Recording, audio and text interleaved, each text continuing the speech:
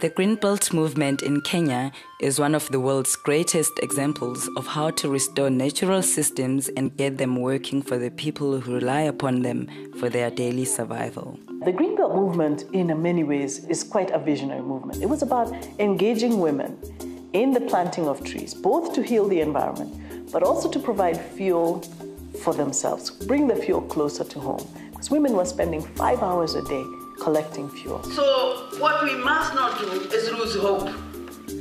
Wanjira Maathai's mother, Wangari Maathai, started the movement in the 1970s to address the widespread deforestation happening in Kenya.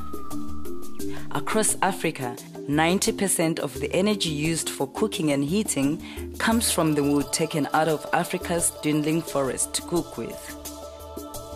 But the Greenbelt movement is changing that, and today is responsible for putting more than 50 million trees into the ground on small farms where they are needed the most.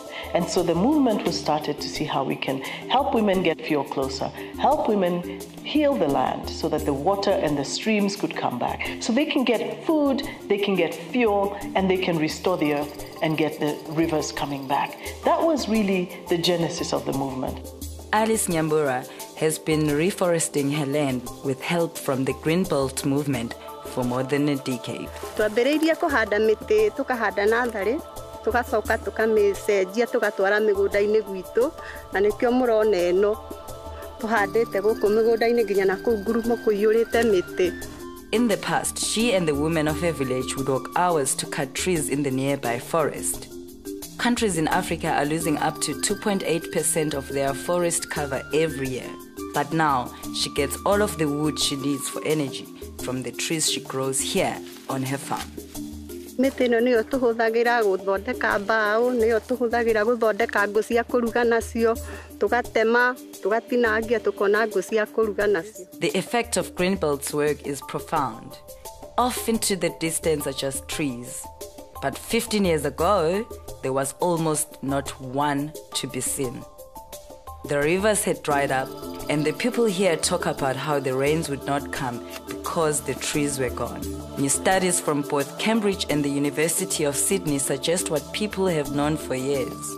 When forest cover disappears, the rains do too. But that has completely changed for the better. The Greenbelt movement essentially started by organizing women into small groups. They started in about 20 per group. 20 women would form a group. And today there are about 4,000 of these groups. So close to 100,000 women involved in the movement today.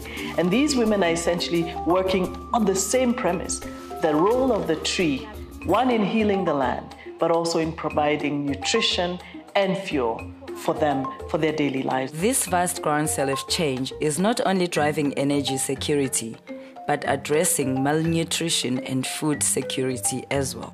In the process of working with these women, other things start to happen. These trees have transformed them.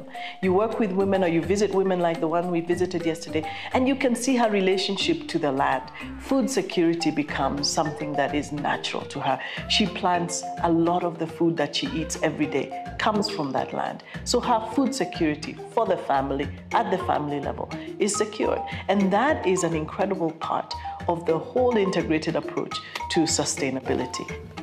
Building on the past, Wanjira Maathai and her team partnered with the US government State Department, CARE International, and many other NGOs and grassroots movements to work together to spread this sustainable land use system and make it even more successful. They want to give women greater sources of revenue and address a worldwide problem, climate change.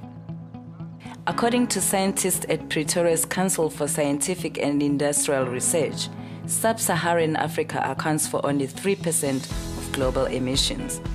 But it is seeing a rate of warming that is almost double the worldwide average. Even if the world is successful in restraining the global rise in temperature to 2 degrees Celsius, then it still means a 4-degree temperature increase for the Southern African region.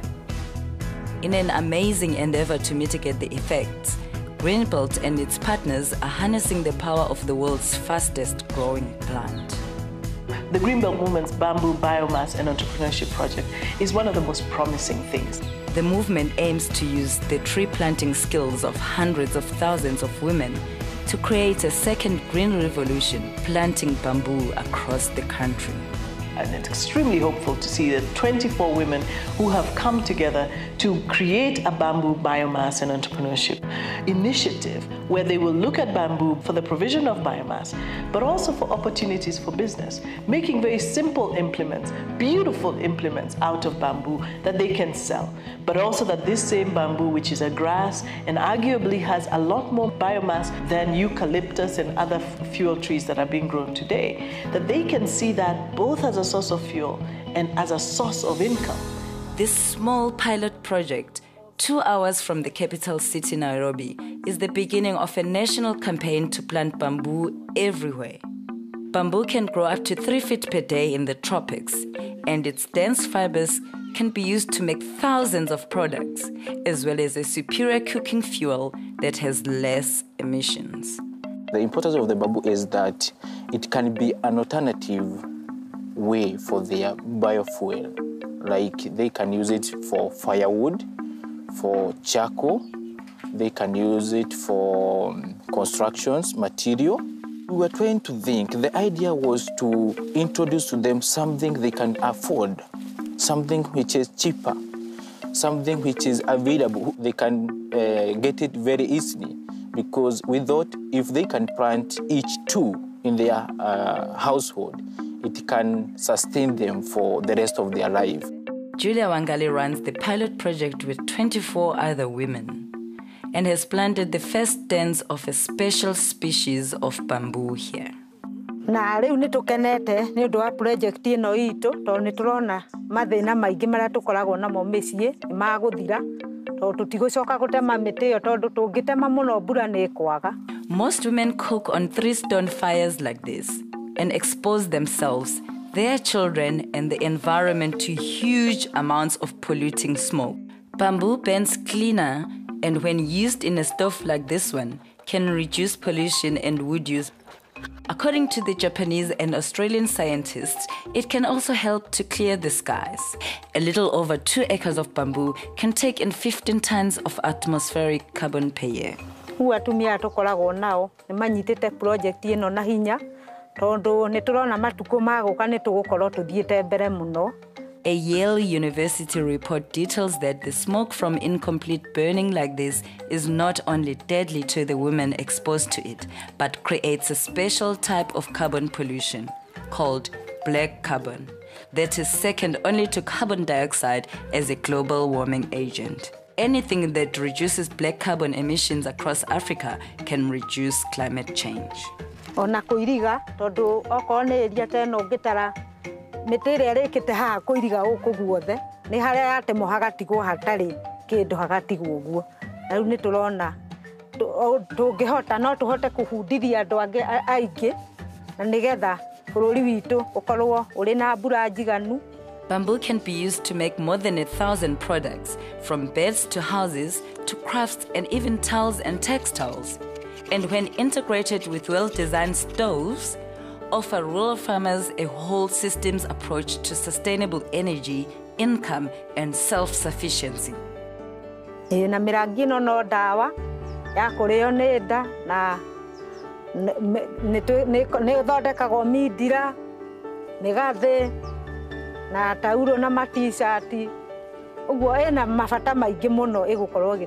statistics are startling, and I think that's why people could be apathetic. You have 90% people still using biomass fuel, but that's the opportunity for us to engage. At least we see women as critical agents of change. Women involved in the clean energy solutions, involved in the technologies, simple solutions that cost very little. Mathai believes that solutions to climate change and the many challenges facing the world are here today. The solutions are out there. I have not met one person who, when faced with these solutions, is still apathetic. I think people just don't know. The minute we put these before people, the solutions are there. We just need them to connect those dots. And I know that without exception, when people come face to face with the reality, but also with the solutions, they almost can't believe we've not done anything yet. So Get this out. Let people know what's going on. The stories are hopeful, and people are desperate for things to support or things to put themselves behind some real success stories. These are quick wins.